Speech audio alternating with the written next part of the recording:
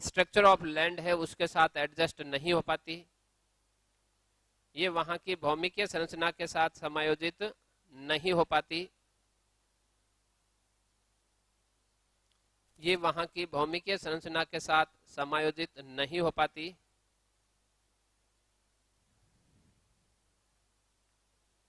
ये वहां की भौमिकीय संरचना के साथ एडजस्ट नहीं हो पाती,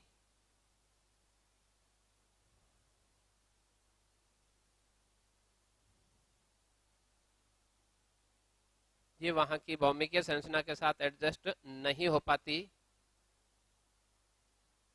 फिर नेक्स्ट लाइन लिखो, अक्रमवर्ती अपवाह तंत्र दो प्रकार का होता है, इनसिक्वेंट ड्रेनेज सिस्टम है ये, दो प्रकार का होता है। अक्रमवर्ती अपवाह तंत्र दो प्रकार का होता है।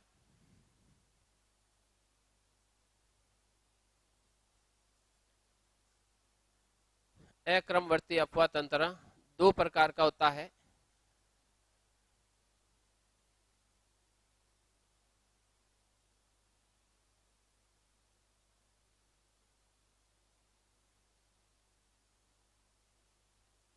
अक्रमवर्ती अपवाह तंत्र दो प्रकार का होता है, उसमें नीचे नंबर 1 लगाना है, पूर्ववर्ती या एंटीसीडेंट टाइप। पूर्ववर्ती, इंग्लिश शब्द भी लिखना दोनों, पूर्ववर्ती या एंटीसीडेंट टाइप, इसमें लिखो पूर्ववर्ती और एंटीसीडेंट टाइप में, जहां नदियों का उद्गम पहले होता है, जहां नदियों का उद्गम पहले से हो, पहले से हो तथा स्थल खंड का उत्थान,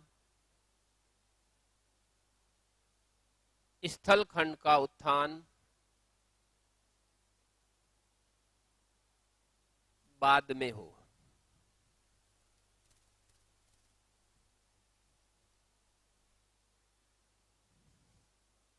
मैं लाइन वापस बोल रहा हूं, जहां नदियों का उद्गम पहले से हो तथा स्थल खंड का उत्थान है वो बाद में हो, पूर्ववर्ती, पूर्ववर्ती अपवाह तंत्र कहलाता है। पूर्ववर्ती अपवाह तंत्र कहलाता है। जैसे हिमालय का अपवाह तंत्र, जैसे हिमालय का अपवाह तंत्र,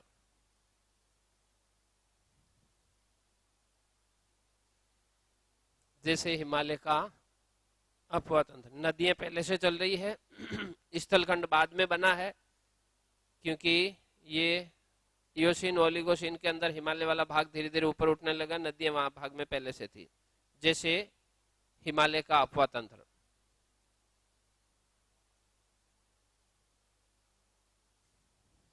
हिमालय का अपवाह तंत्र। दूसरा लिखना है नंबर 2, यहां लगाता हूं, पूर्वारोपित,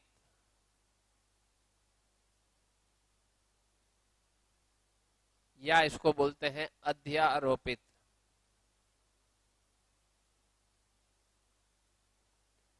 इंग्लिश में इसको कहते हैं सुपर इम्पोज्ड।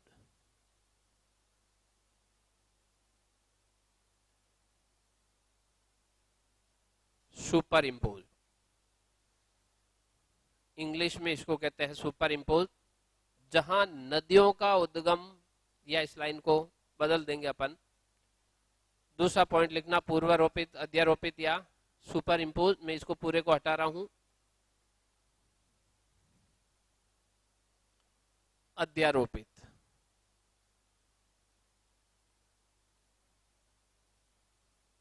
इसमें लिखना है जहां स्थल खंड का निर्माण पहले हुआ हो, जहां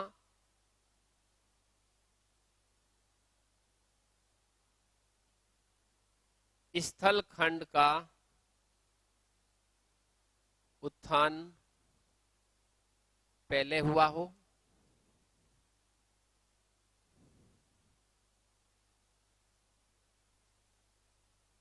तथा नदियों का उद्गम उसके बाद हुआ हो, तथा नदियों का उद्गम उसके बाद हुआ हो, उसके बाद हुआ हो, सुपर इम्पोज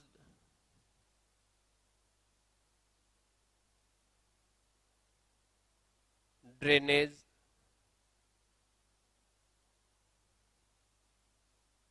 सिस्टम कहते हैं, super impose drainage system.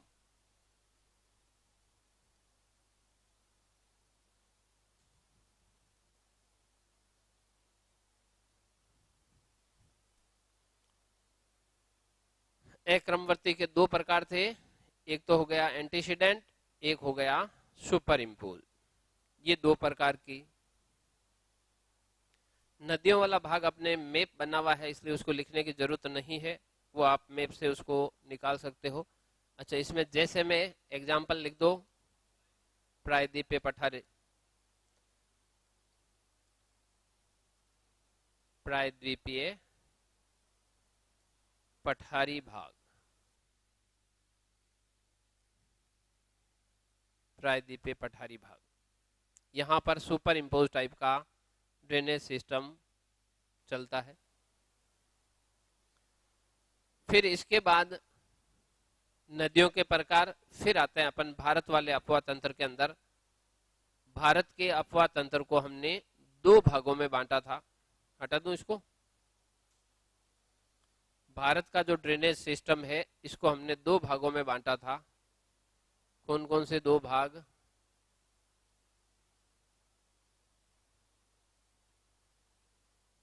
Bharat का अपवाह तंत्र,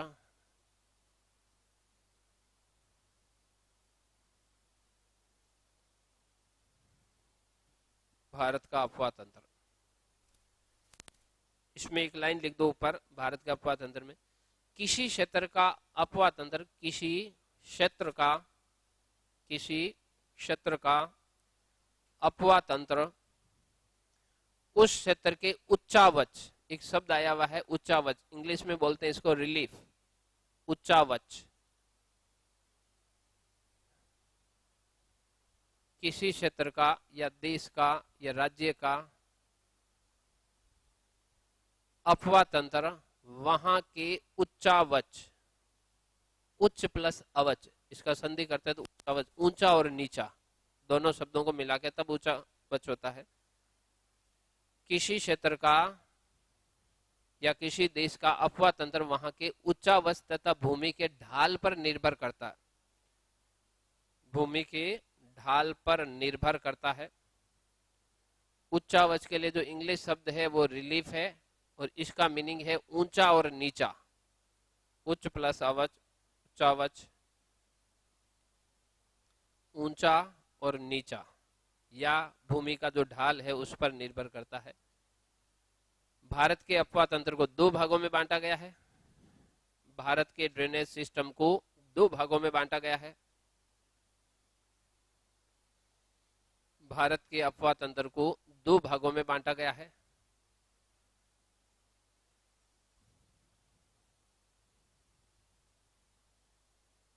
भारत के अपवाह तंत्र को दो भागों में बांटा गया है। उसमें नंबर 1 लिखना है हिमालय का अपवाह तंत्र।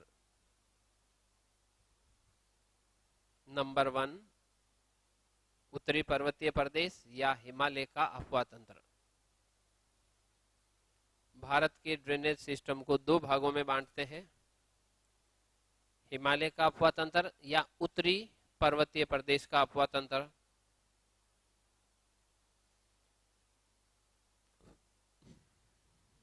उत्तरी पर्वतीय प्रदेश का अपवाह तंत्र इसी में लिखो, प्रायद्वीप पठारी भाग बाद में लिखेंगे। हिमालय के अपवाह तंत्र में मुख्य रूप से 3 अपवाह तंत्र पाए जाते हैं। हिमालय के अपवाह तंत्र में या उत्तरी पर्वतीय प्रदेश के अफवाह तंत्र में मुख्य रूप से 3 ड्रेनेज सिस्टम पाए जाते हैं।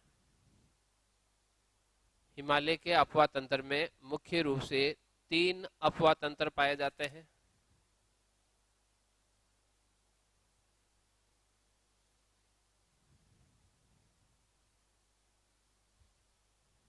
हिमालय के अफवाह तंत्र में मुख्य रूप से 3 अफवाह तंत्र पाए जाते हैं। नंबर 1 सिंधु अफवाह तंत्र। हिमालय के अफवाह तंत्र में 3 अफवाह तंत्र पाए जाते हैं। नंबर 1 सिंधु अफवाह तंत्र,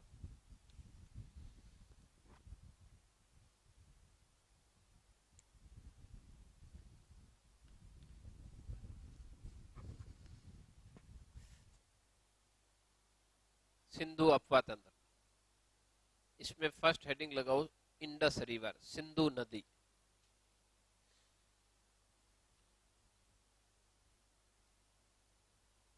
हिमालय का अफवाह तंत्र 3 स्पष्ट अफवाह तंत्र है।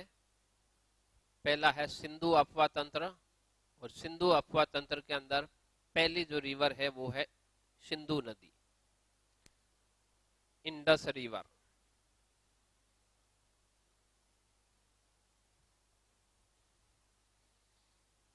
सिंधु नदी वहां नहीं लिखना है, मैं थोड़ा सा हल्का सा आपको टेस्ट ले रहा हूं।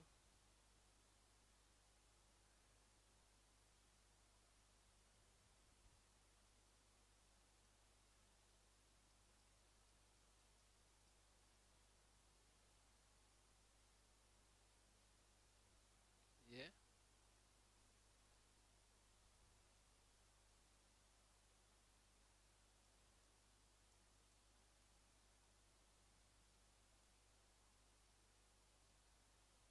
इन चारों शब्दों में आपको मीनिंग बताना, किसको क्लियर चारों शब्द आ रहे हैं। पूर्वारोपित परवर्ती है, थोड़ा अध्यारोपित और पूर्ववर्ती। हाँ सही है, ये शब्द आ रहा ना। पूर्वारोपित, पूर्वारोपित क्या था? Super impose.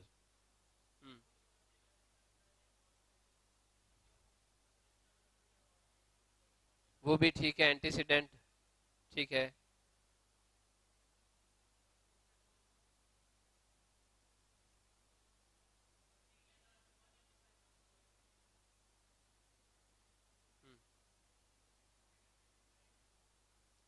मुख्य नदी की जो सहायक नदी थी, जिसका हम सब सीक्वेंट कहते थे, सब सीक्वेंट कहते हैं, वो वाला भाग है, ये इसी का नाम है। ये अक्सर मेंस में अगर क्वेश्चन पूछा जाता है तो ऐसे 2-3 सिमिलर वर्ड्स में से वर्ड्स आते हैं। 50 वर्ड्स में लिखो, क्या लिखो? पूर्वारोपित या अध्यारोपित नहीं देते हैं, कारण है कि सारा यही देते हैं, परवर्ती, पूर्ववर्ती, पूर्वारोपित। तो किस में क्या लिखना है यहाँ कंफ्यूज करता है, इसलिए इन तीनों शब्दों को आप ध्यान रखो। अच्छा, इसको पूर्वारोपित, परवर्ती और पूर्ववर्ती, ये तीनों शब्द है। घर जाकर इसको एक बार हल्का सा दिमाग में देखना। अगर ऐसा नहीं याद रहे तो आप इसके इंग्लिश शब्द रट लेना। इंग्लिश शब्द लिखा हुआ आता है, वहां पर एकदम इजी है, वहां कोई समस्या नहीं। इंग्लिश में तो देखो सारे क्लियर है, मैं बता देता हूँ। सुपर इम्पोज कहीं समस्या नहीं, शब्द बोलते आ जाता है। एंटीसीडेंट शब्द बोलते आ जाता है। सब सीक्वेंट शब्द बोलते आ जाता है, वहां पर कंफ्यूजन नहीं है। कंफ्यूजन अपने इन शब्दों में होता है। अगर अपन ये शब्द याद कर लेते हैं, इंग्लिश शब्द में यहाँ लिखो चारों, जैसे पूर्वारोपित, ये सुपर इम्पोज, बोलने की जरूरत नहीं है, अपना आप क्लियर है। परवर्ती, ये है सब सीक्वेंट, यहां पर तुरंत क्लियर हो जाता है। ये सुपर इम्पोज, ये क्या थी? एंटीसीडेंट।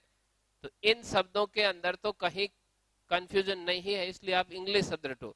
हिंदी शब्द मैंने अभी पढ़ा है ना, अभी लिखे तो भी सोचना पड़ रहा है। इंग्लिश शब्दों में सोचने की जरूरत नहीं है, इजी है, इसलिए आप इंग्लिश याद रखो। मैं कल ये पूछूंगा तो गड़बड़ हो जाएगी हिंदी में। ऐसे इन शब्दों में है, लिखो। इंडस रिवर में लिखो, इसका उद्गम, इंडस रिवर में लिखो, इसका उद्गम मानसरोवर झील के बोखरचू ग्लेशियर, इसका ओरिजिन है वो मानसरोवर झील के उत्तर पश्चिमी भाग में बोखरचू ग्लेशियर से होता है। इसका उद्गम मानसरोवर झील के उत्तर पश्चिमी भाग में बोखरचू ग्लेशियर से होता है।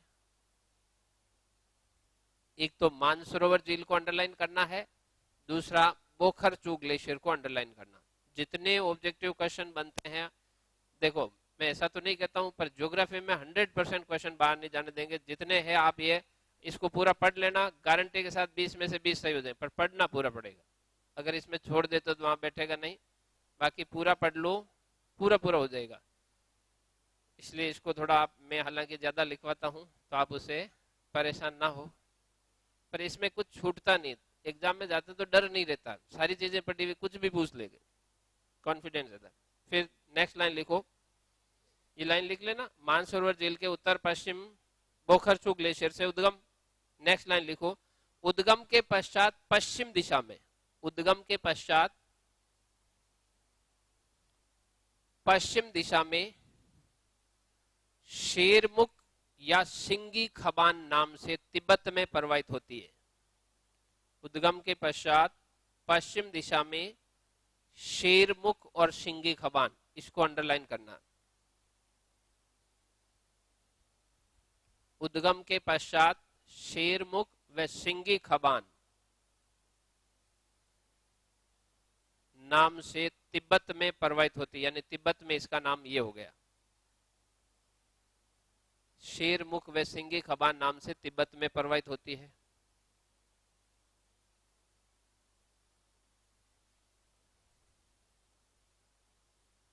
शेरमुख व सिंगी खबान नाम से प्रवाहित होती है।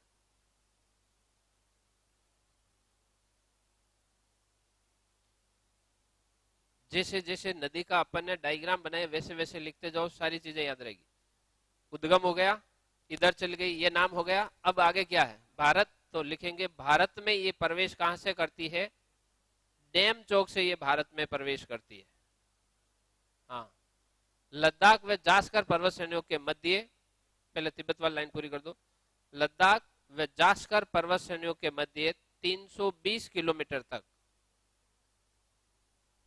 लद्दाख व जास्कर पर्वत श्रेणियों के मध्य 320 किलोमीटर प्रवाहित होने के बाद डैम चौक, अंडरलाइन करना इस शब्द को,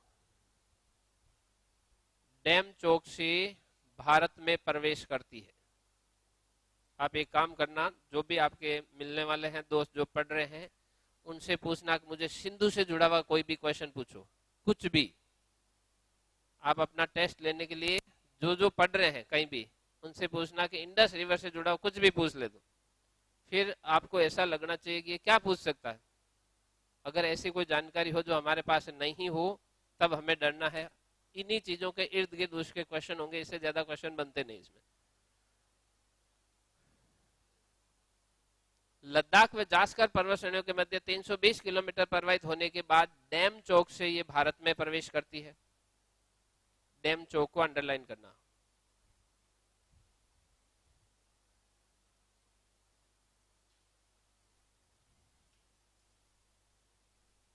अंडरलाइन करना। फिर नेक्स्ट लाइन लिखो, भारत में ये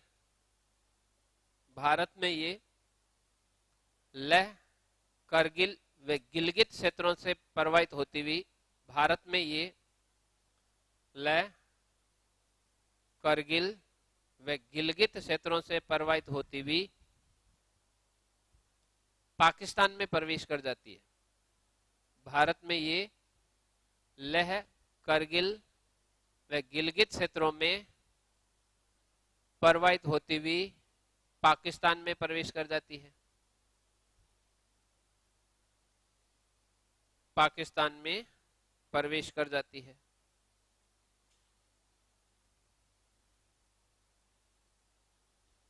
पाकिस्तान में प्रवेश कर जाती है। फिर नेक्स्ट लाइन लिखो, भारत में ये कुल 1134 किलोमीटर लंबाई में प्रवाहित होती है। भारत में ये टोटल 1134 किलोमीटर में प्रवाहित होती है। भारत में ये 1134 किलोमीटर में प्रवाहित होती है।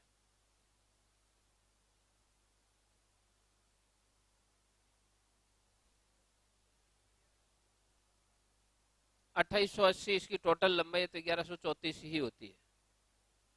लिखने में देखो आंकड़ा मैं ऐसा नहीं कहता हूँ चेंज नहीं हो सकता, कोई 19-20 आंकड़े किताबों में हर बुक में अलग अलग है, लेकिन ये ऑथेंटिक आंकड़ा है 2880 है, और आप इनको टोटल कैलकुलेट कर लो, ये 1134 ही होती है। फिर नेक्स्ट लाइन लिखो, लाइन वापस बोलूं, भारत में ये कुल 1134 किलोमीटर लंबाई में प्रवाहित होती है।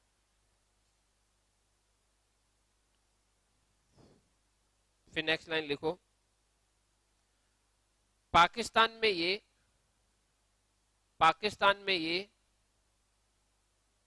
लगभग मध्य भाग से होती हुई, पाकिस्तान में ये लगभग मध्य भाग से होती हुई,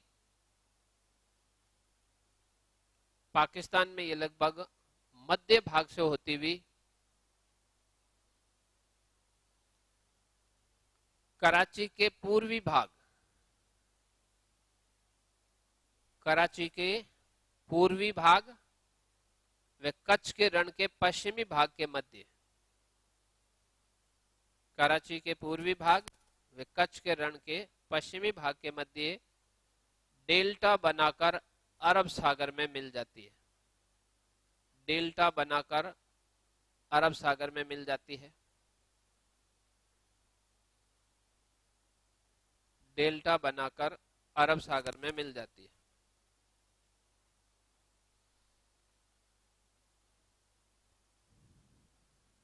डेल्टा बनाकर अरब सागर में मिल जाती है। पाकिस्तान में ये कुल 1426 किलोमीटर लंबाई में प्रवाहित होती है तथा पाकिस्तान की मुख्य नदी या पाकिस्तान की जीवन रेखा, life line of Pakistan, Pakistan में ये कुल 1426 किलोमीटर लंबाई में प्रवाहित होती है।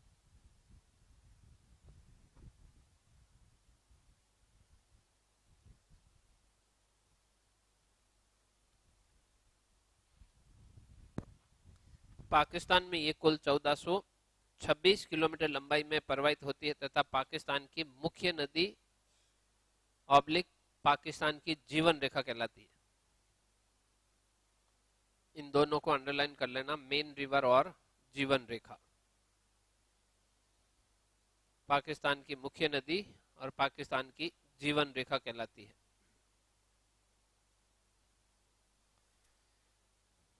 फिर नेक्स्ट लाइन लिखो, ये कुल 2880 किलोमीटर लंबी है, टोटल 2880 किलोमीटर लंबी है। ये कुल 2880 किलोमीटर लंबी है तथा इसका अपवाह क्षेत्र, कैचमेंट एरिया 11,65,000 वर्ग किलोमीटर में फैला हुआ है तथा इसका जल ग्रहण क्षेत्र, कैचमेंट एरिया 11,65,000 वर्ग किलोमीटर में फैला हुआ है। मैं लाइन वापस बोल दूं, ये कुल 2880 किलोमीटर लंबी है तथा इसका कैचमेंट एरिया है वो 11,65,000 वर्ग किलोमीटर में फैला हुआ है, जिसका कैचमेंट एरिया फैला हुआ है, जिसका यानी कैचमेंट एरिया का, जिसका 47% भाग पाकिस्तान में, जिसका 47% भाग पाकिस्तान में, 39% भाग भारत में, 39% भाग भारत में। कल वो 6 और 8 वाला इधर उधर हो रहा था, इसमें है कि नहीं है? पाकिस्तान में 47, 39, चीन में 8, अफगानिस्तान 6। कल अपन उल्टा लिखा क्या? 6 और 8 कर दिया इधर, है ना? हाँ चलो ठीक है। जिसका 47% भाग पाकिस्तान में, 39% भाग भारत में, 8% भाग चाइना के अंदर और 6% भाग है वो अफगानिस्तान में स्थित है। 6% भाग है वो अफगानिस्तान वाले भाग में स्थित है।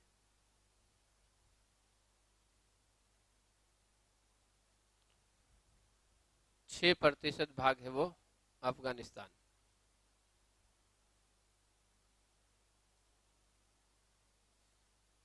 छह प्रतिशत भाग अफगानिस्तान में स्थित है।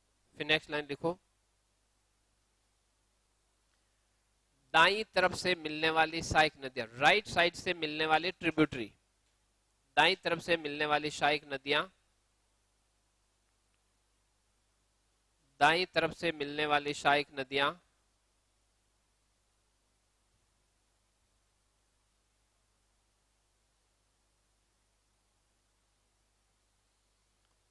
दाईं तरफ से मिलने वाली सहायक नदियां।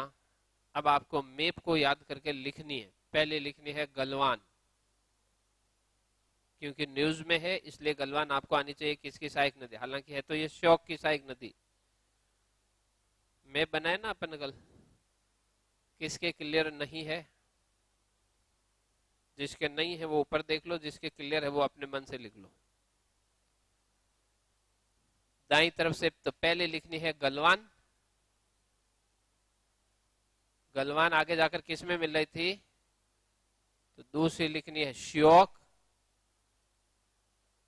तीसरी कौन सी थी आगे? नुब्रा।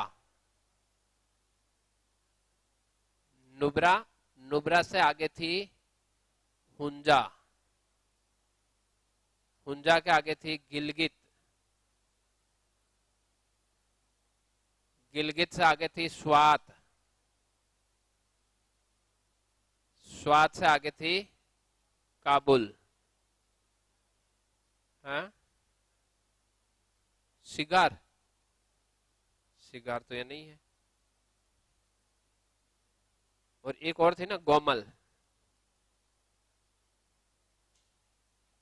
शिगार घाटी वाली शिगार निकाल रहे हो? हाँ, शिगार घाटी कौन से ग्लेशियर में थी? हुंजा तो हिस्पार में थी। सियाचिन में नुब्रा थी, तो किस में थी? हिस्पार में। शिगार घाटी हिस्पार का भाग। ये इसकी राइट साइड से मिलने वाली सहायक नदियां हैं। दाईं तरफ से, बाईं तरफ से मिलने वाली सहायक, लेफ्ट साइड। ये तो दाईं तरफ से थी, बाईं तरफ से। बाईं तरफ से 3 नदियों के नाम ही लिखे थे अपन ने। पहले लिखा था जाश्कर, उसके बाद लिखा था अपन ने द्रास, उसके बाद लिखा था अपन ने पंचनद। ये इसकी लेफ्ट साइड से मिलने वाली सहायक नदियां थी। कल थे ना। गलवान तो इसलिए लिखा कि न्यूज में है, बाकी ये लिखते नहीं है। छोटी नदी है श्योक, है ना, श्योक इसका जल लेकर आती है। इसमें मैं डायग्राम भी है आपके, मैंने वो बना के लाया। क्लैश वाले इलाके देखते हैं कहाँ मिलेंगे वो। श्योक यूं आ रही थी, इधर से गलवान आ रही थी, यहां से वो एलएसी वाला भाग है। इस वाले भाग में ही तो यहां पर वो घटना हुई थी। ये एलएसी है, ये गलवान है, और ये श्योक है। किस झील के पास? अच्छा, वहां नुकुम झील है। वो पेंगोंग सो झील है। हाँ हाँ हाँ, हो सकता है। अच्छा, आपकी पोस्टिंग रही होगी। देखो, हम तो केवल किताबों में पढ़ा हुआ ज्ञान है हमारे पास। हमारे पास प्रैक्टिकल ज्ञान नहीं है, हमारे पास सिर्फ पढ़ा हुआ ज्ञान है। अच्छा, देखो, जो इंडस रिवर है इससे ऊपर वाले भाग में है वो पेंगोंग शो, उससे ऊपर वाले भाग में है ये गलवान वाला इलाका, और ये फिर आगे जाकर उस वाले मिल जाती है।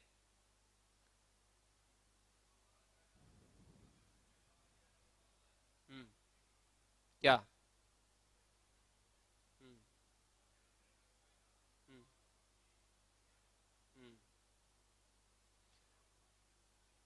आप वहाँ रहे हो गलवान के इसके पास, पेंगोंग शो के पास?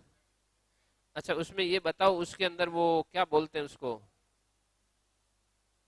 वो अंदर आ रही थे ना, पॉइंट थे ना, कौन से पॉइंट बोलते हैं उनको?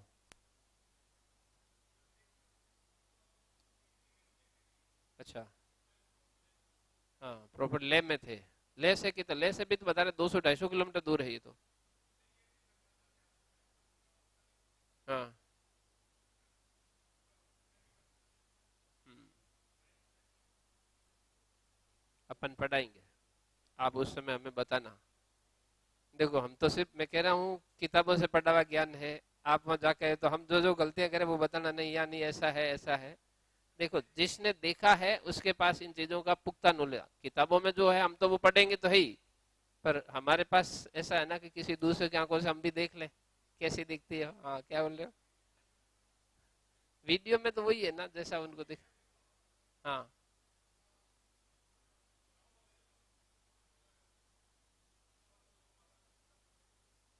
हम्म। हम्म। तो इस एलएससी के उधर तो जाने की कोई संभावना ही नहीं है। चाइना अक्सर, हाँ, वो डिसाइड नहीं कर रहे कि वो ऐसे, हाँ। हाँ, इसीलिए वो हो रहा है। डिस्प्यूट की मेन रीजन यही है कि केवल काल्पनिक रूप से है।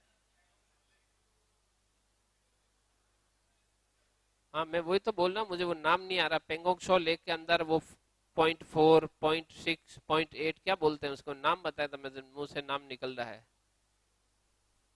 उसमें भारत 4 तक जा सकता है, उधर से वो 8 तक आ सकता है, बीच वाला बफर जोन है, फिर भी चाइना उसके अंदर आ जाता है, फिर भारत उसका विरोध करता है, ऐसा कुछ वहां पर क्लैश है। तो आप हमें, नदियों के अगली झीलें हैं, और झीलों में पेंगोंग शो लेक अच्छे से पढ़ेंगे अपन, उसमें आप हमें थोड़ा बताना क्या लिखा, राइट लेफ्ट दोनों लिख ली। फिर इसके अंदर अपने को लिखना है नोट लगाकर, दियामार भाषा बांध, ये जो ट्रीटी है ये तो अपन इसके नदियां होने के बाद में लास्ट में लिखेंगे, दियामार भाषा बांध। हम्म, काबुल लिखी ना उसमें, मेन काबुल लिख ली। डायरेक्ट आकर इसमें तो नहीं मिलती है, काबुल वाले अफगानिस्तान में काबुल ही आती है, काबुल की सहायक नदियां है वो। इसमें एक और अपने नीचे नोट लगा के लिखो, दियामार भाषा बांध।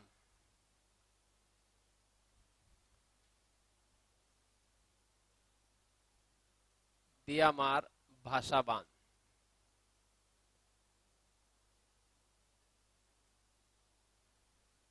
इसके आगे हल्का स्टार लगा लेना।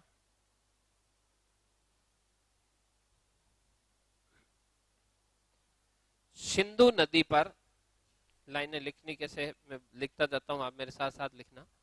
सिंधु नदी पर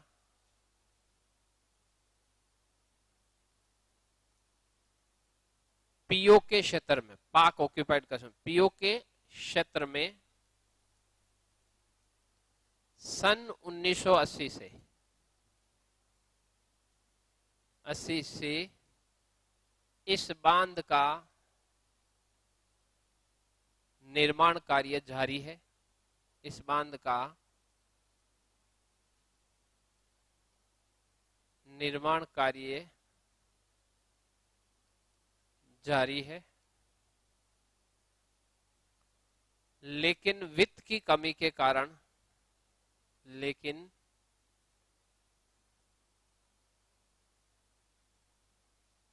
वित्त की कमी के कारण, वित्त की कमी के कारण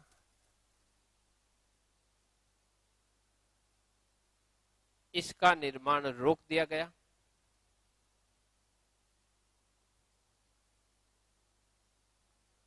इसका निर्माण रोक दिया गया।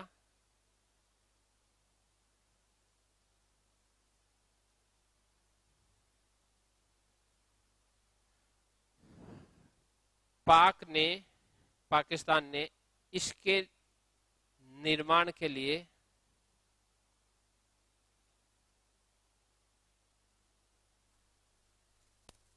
विश्व बैंक व एशियन विकास bank, ADB, Asian Development Bank से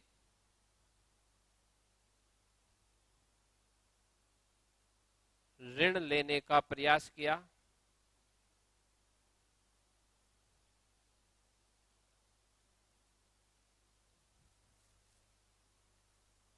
लेकिन दोनों ने विवादास्पद क्षेत्र होने के कारण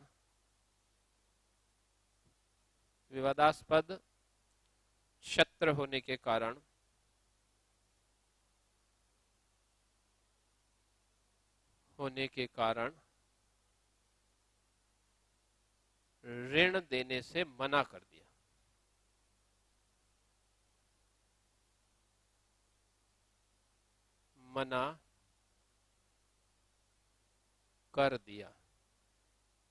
तथा विश्व बैंक ने सिंधु नदी जल समझौते का उल्लंघन भी बताया, तथा वर्ल्ड बैंक ने इसको, जो इंडस वाटर ट्रीटी है, सिंधु जल संधि, उसका उल्लंघन भी बताया।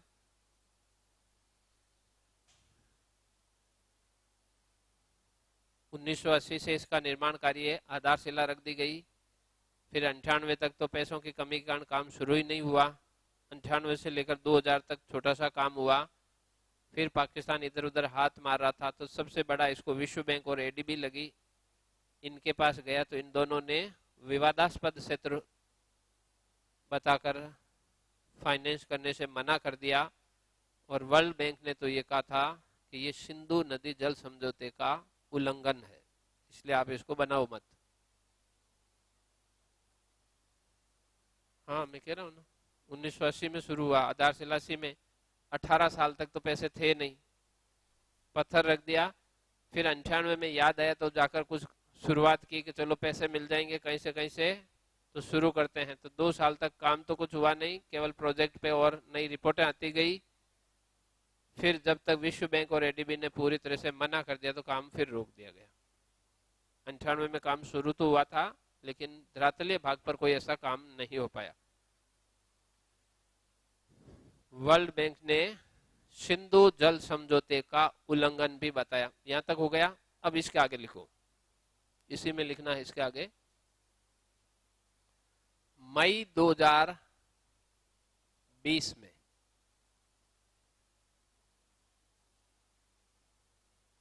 चीन ने इस बांध के निर्माण के लिए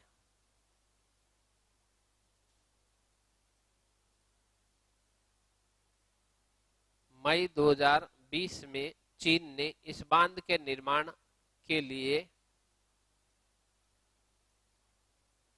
5.8 बिलियन डॉलर, अरब, मिलियन नहीं बिलियन लिखना, बिलियन डॉलर ऋण स्वीकृत किया है। ऋण स्वीकृत किया है।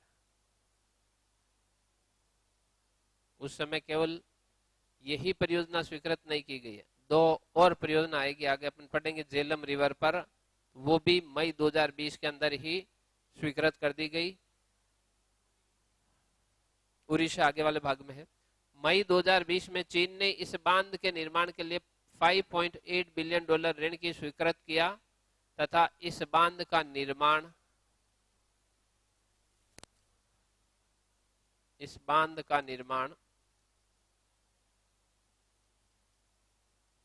भी चीन सरकार द्वारा किया जाएगा।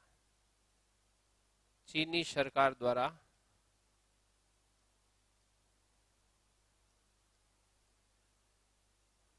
किया जाएगा। देखो, इन चीजों को पढ़ते पढ़ते लास्ट में थोड़ा सा कॉन्सेप्ट क्लियर होना चाहिए। क्या होना चाहिए? चीन को 5100 सक गशम क्षेत्र पहले पाकिस्तान ने दे दिया। चीन पाकिस्तान के बीच वाले भाग से एक हाईवे निकल रहा है। चीन पाकिस्तान को अनाप शनाप लोन दिया जा रहा है। कोई भी एक्टिविटीज दुनिया में कहीं नहीं मिलता है, चाइना इसको देता है।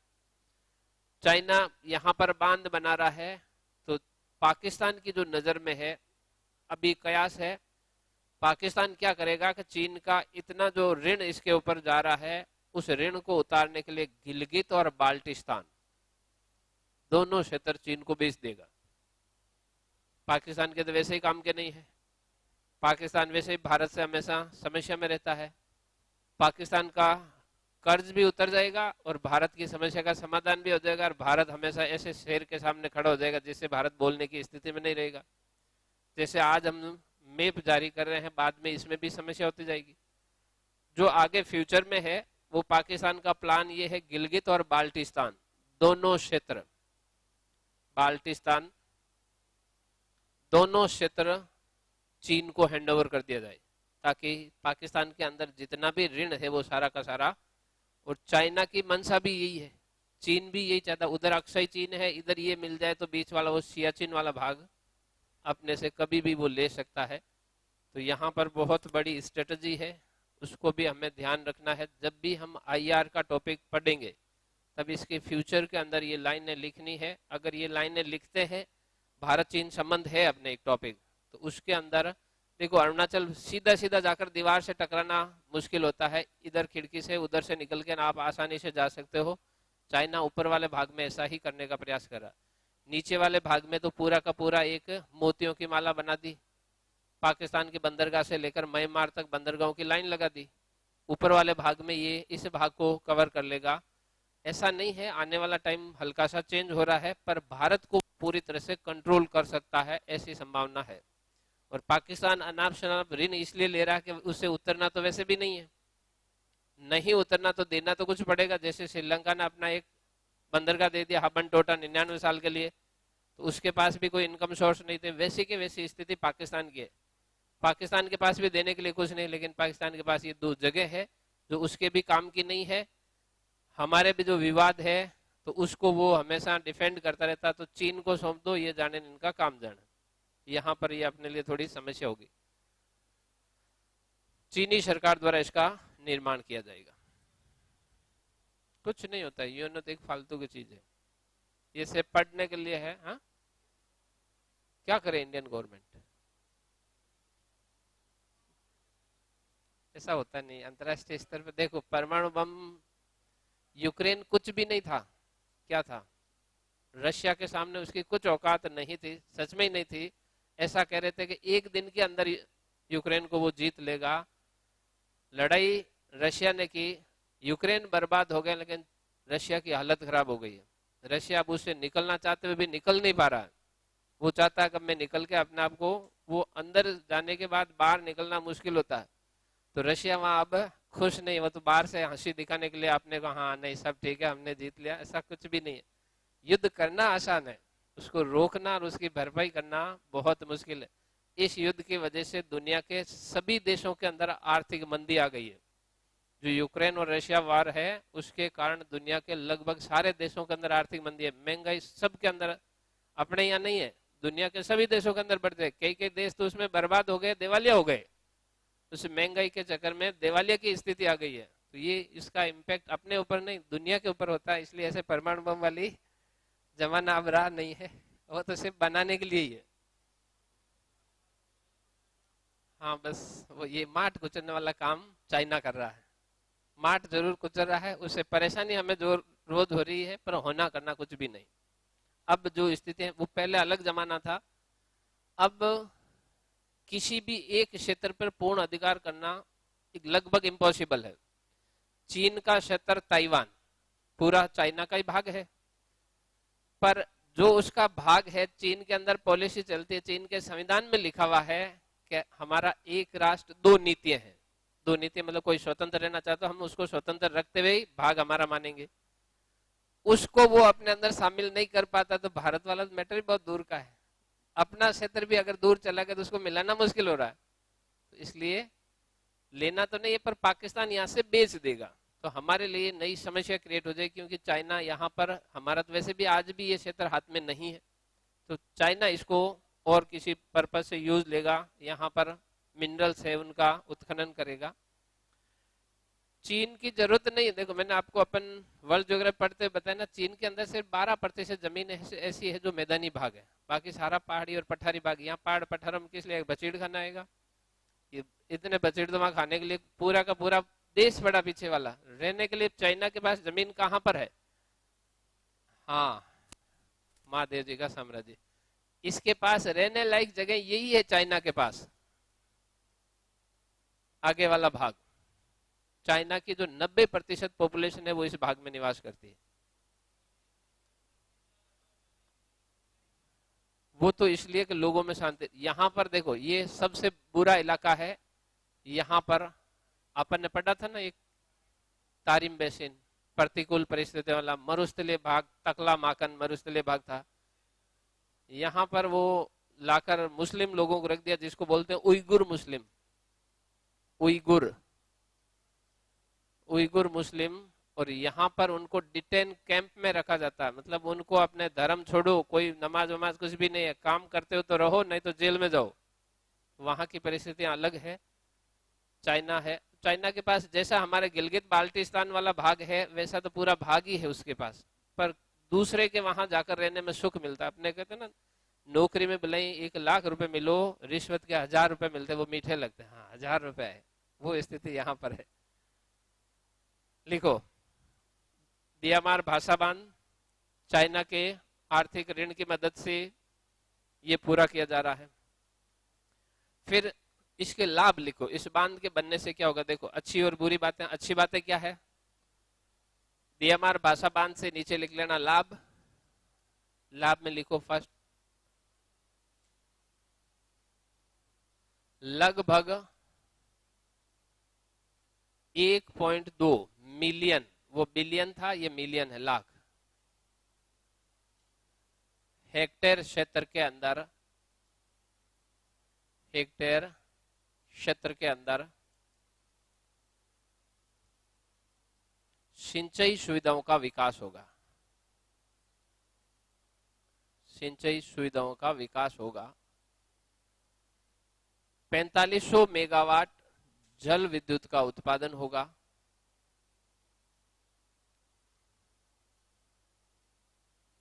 जल विद्युत का उत्पादन होगा। तीसरा लिखना है तरबेला बांध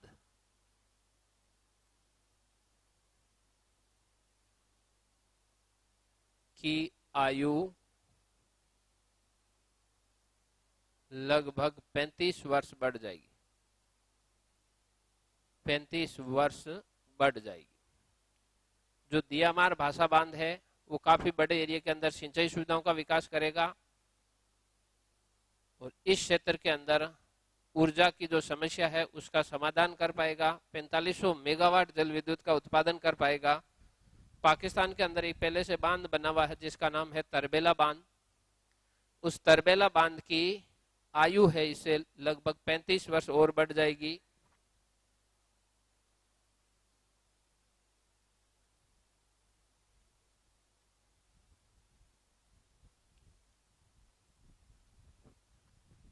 वर्ष इसकी आयु और बढ़ जाएगी।